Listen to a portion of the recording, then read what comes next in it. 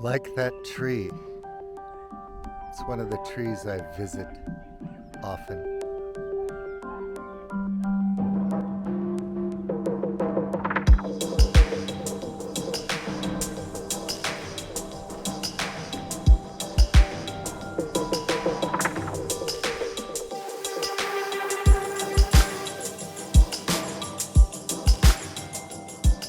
Well, hi folks. Out walking around in the park near my place today, July. It's still really cool, but it's going to warm up.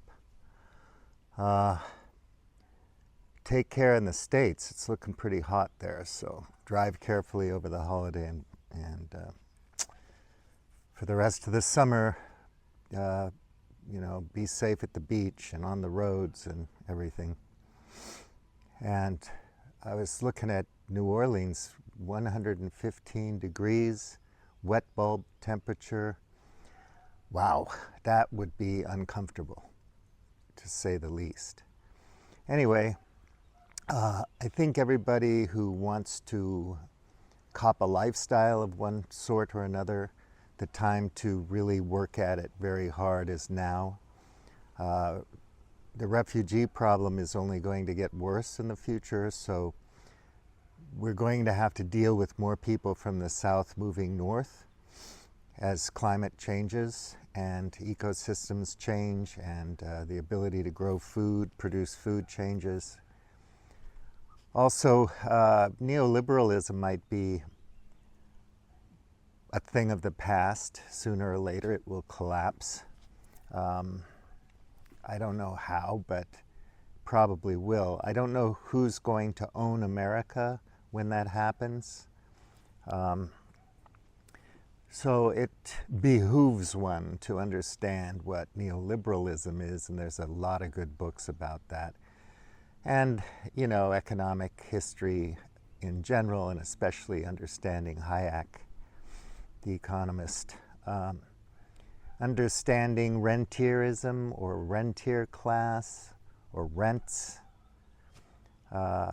understanding financialization, understanding the stock and bond markets, these kinds of things, and understanding privatization and what that means in terms of public goods, public services, and so on, the commons, the history of the commons and whatnot. These are going to be important things to understand in the future as we transition into something else, because we inevitably will. All empires fall, and the US hegemon will fail sooner or later. Nobody knows exactly when or how, but it's failing now, and it may take, years or a decade or more to completely crash and burn. But it's looking not so good these days with what's going on around the world. These incredibly unprecedented conflicts that are really global conflicts. So in some ways I kind of feel like World War III already started quite a while ago, and it's just a slow burn waiting to completely ignite and explode. But anyway, people don't mind about that. But my point is, get your ducks in a row. If you want to travel, go travel. If you want to be a digital nomad, do that. I would definitely, if I were younger, I would have some hard skills and crafts, some labor skills, whether you're an electrician or whether you're good with ceramics or anything, basically. Physical therapy, whatever. And also have some cloud capital skills, coding, data analysis, and whatever, all these kind of things. Training algorithms. Eventually the algorithms that are grabbing all our data and monetizing them, commodifying all of us on Facebook and Google and so on, those algorithms are going to be produced from data that AIs gather and then write their own algorithms. So it's going to be feeding back on itself. That's why censorship is going to get worse, and people are going to get dumber So idiocracy is going to continue to become more pathological and ridiculous because the data sets that the algos and the AIs are getting their information from are generated by us, and then we're programmed to believe certain things. And so we feed back into the system more data that reinforces that whole system. And then pretty soon it's artificial intelligence that's writing the algorithms and produce. It's crazy. It's really paperclip maximizer thing, only in cloud capital realm, right? So yeah, it's not going to be a machine turning the universe into a paperclips, but it's going to be the machine turning our brains into slush. We're going to be parrots, monkeys, zombies, all parroting what, this horrific feedback that constitutes our worldview and our thinking. It'll be harder and harder to get good information. You'll have to work harder and harder to get it. You'll have to work harder and harder to think about it. You'll have to spend more time studying and so on and so forth that people don't generally want to do, right? So people are going to remain fairly clueless in the Anglosphere, Britain and France and the United States and New Zealand, Australia, Canada. They're going to remain fairly clueless, with a small percentage of people like paying attention to what is socialism actually,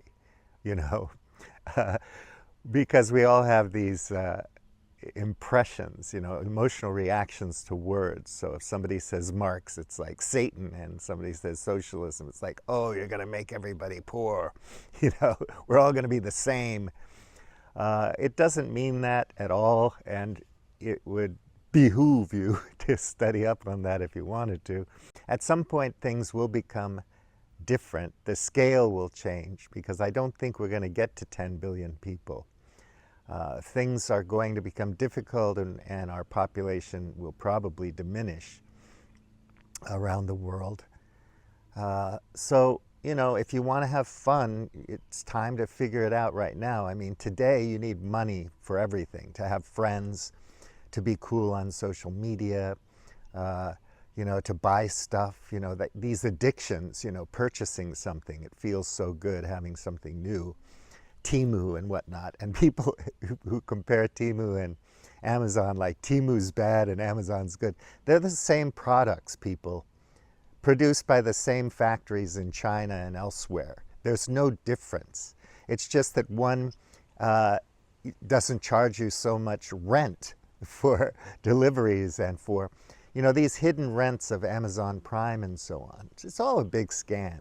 So you buy a lens cap from one or the other, and it's 50% cheaper. It's not that it's China, trying to ruin everything. Bezos wants to own the world, make no mistake about that. And we're all just, here to do our wee little part and be made to feel happy and wealthy because we can run to big box stores and buy everything. Eventually, that's not going to be the case, I think. People are going to be going to dressmakers and shoemakers again in the future. But in the meantime, this whole system works pretty good. We still have the logistics. We still have the oil and diesel and gas. So we have the energy. We have the factories to produce all this stuff. We have the materials. But that's going to diminish in time, because we're living on a planet that has limited resources, and the energy required to mine other bodies in space, it just doesn't exist. So Elon can talk all he wants about sending up dozens and dozens of Starship flights to make a moon base or something, but you have to think in engineering terms how much energy it takes to move that much weight around, to get it out of the gravitational pull, Earth's gravitation, into space and move it around and land it. It's just absurd. But we want to believe this stuff because I grew up on Star Trek, and I love Star Trek, and it's a lot of fun. But it's just not going to happen anytime soon, and we'll probably be extinct before we get anywhere close to the kind of technology required to turn atoms and molecules, not molecules, atoms and quarks and whatever into, cheeseburgers or, lens caps. So it's like, it's absurd. But anyway, we want to believe, and then there's a whole huge number of people, tens of millions, maybe hundreds of millions of people that just believe God's going to sort it out, or God has a plan, or whatever, and, just let Jesus take the wheel, and so on and so forth. And that's fine. Maybe people are going to celebrate it when Joe or Donald, wreck everything, and the apocalyptic, war begins, and then signaling the end of days and whatnot. People believe this stuff. They're very serious about it. So you can't just say it's nonsense.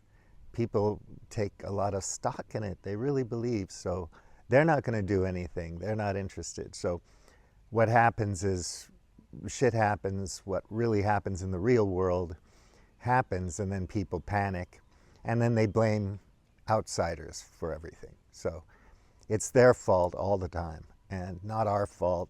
They're barbarians and savages. We're not. Also, you have to understand that capitalism itself is predicated on colonialism.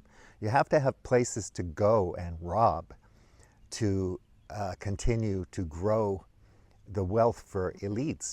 They have to, and it's been that way for hundreds and hundreds, thousands of years, since the dawn of civilization. You go, whether you're a Viking raider, or whether you're the Roman legions or whatever, the Ottoman Empire, you have to go somewhere and grab other people's shit. And that's what America's been doing brilliantly for, since it started, obviously. It was a colonial project of Europe in the beginning, but after the United States became a nation, they had their own way of doing things. And you can see it all over the world throughout history, the history of the United States. And it's still this way now. I mean, we want to have certain kinds of magnets for wind power machines, and we need the rare earths from China to do it. There's so much absurdity and contradictions in everything. But America wants to go to war with China for some stupid reason. The elites, the neoliberals and neocons and all these morons, these ideologues in the US who don't know what they do because they're fucking stupid, believe that, well, we can't compete, so we got to knock China down a peg. And how do we do that? We bomb. Except now it's not going to be so easy as it was in Vietnam and the Middle East and other places, just to drop, billions of tons of bombs on China and get away with it. It's not going to happen that easily. As we've seen in Ukraine, can I say that without being, fucking censored? The war didn't go the way anybody thought it would go, regardless of what side you're on. And it grinds on, and it requires a lot of materials, in particular a lot of explosive shells, artillery to prosecute, and it's a war of attrition. It's a grinding down war, and we all have these fantasies that somehow there's going to be a winner. There's no winner. Peace is win-win. That's all that's win-win, is peace. If you're not fighting for that, forget about it, right?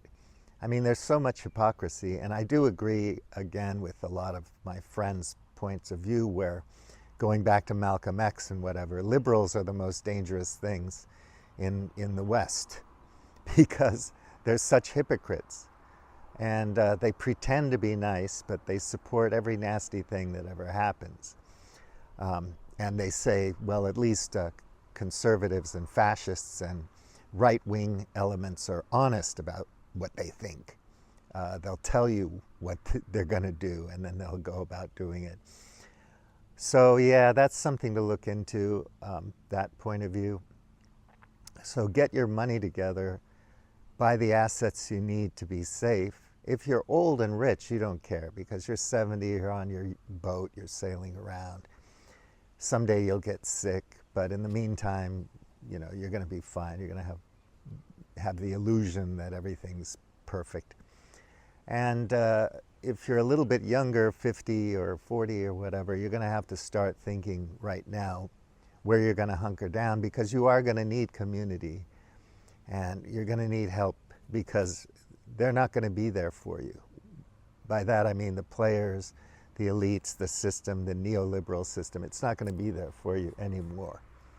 So you're going to need something else, and that's probably community. So if you're going to be a digital nomad and go out and about the way I did my whole life, lucky me, you better get started now while you can and enjoy it and figure out how you want to live, actually, and where you're going to call home. Obviously, I've had friends that have been sailing for 45 years. They got on a boat and they never stopped sailing around. And that's a cool lifestyle. They have lots of skills that they can trade to maintain their lifestyle, and they're just addicted to it. They can't not sail around, so they're cruising their whole life. That kind of thing is going to diminish in the future, I think. And even just air travel and things like that, and Airbnbs and all the things we take for granted right now, cheap airfare and whatnot, it's going to go away. So take advantage of it while you can, and learn from your experiences what you can, so that when the panic starts, and that's what I'm talking about, shit hits the fan really just means panic mode. People no longer feel safe, and they panic and they do whatever they have to do to survive. And the powerful people, the stronger elements, just start really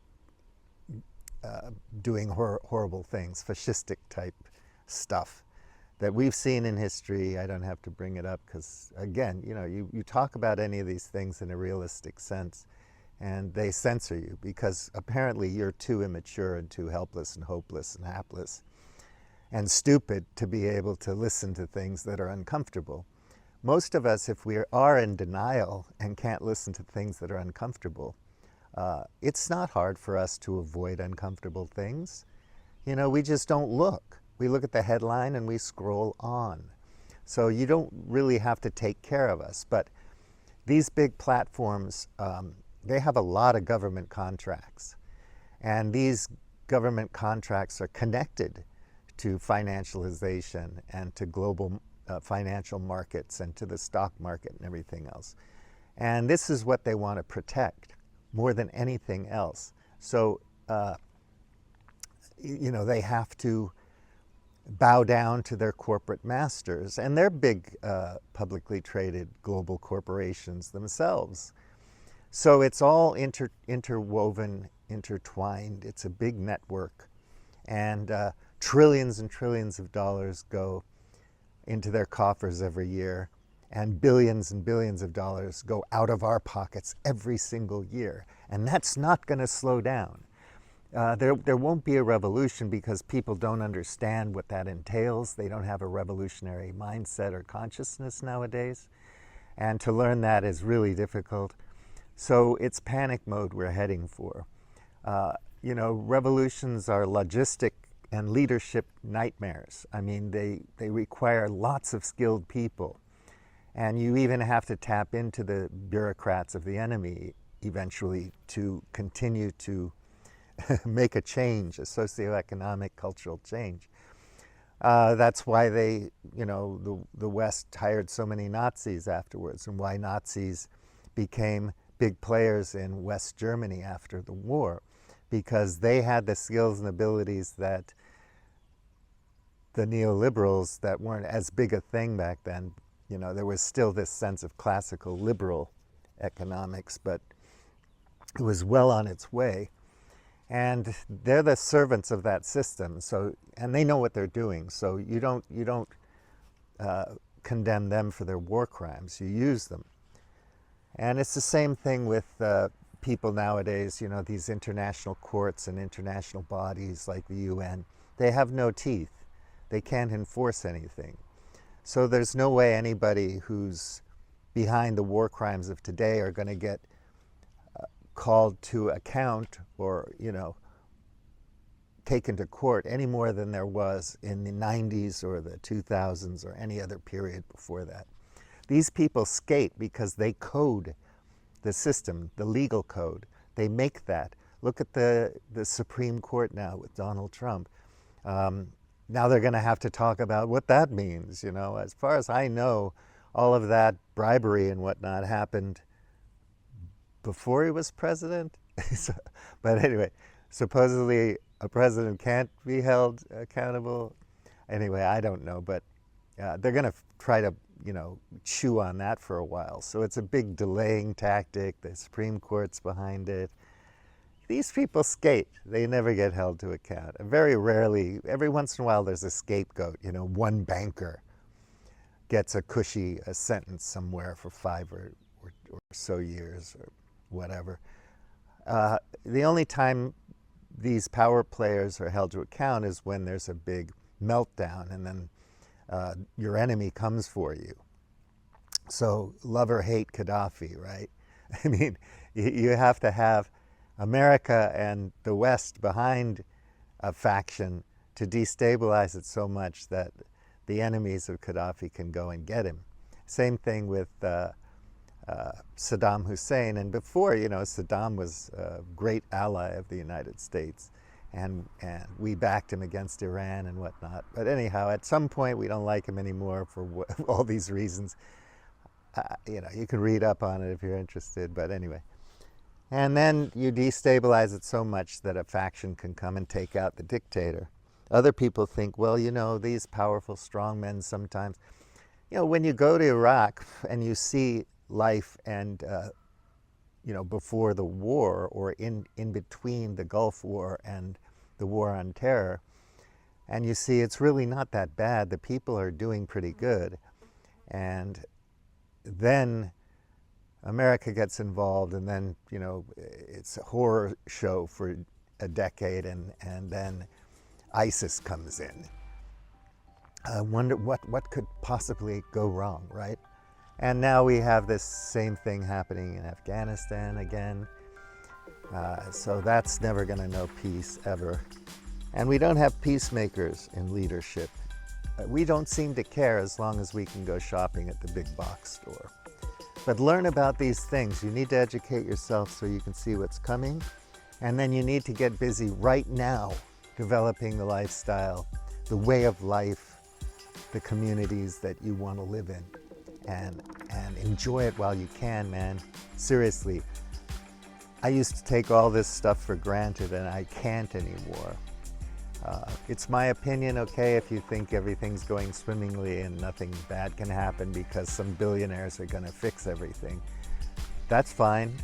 I think you're mistaken. Anyway, good luck and take care over the summer, okay? William T. out.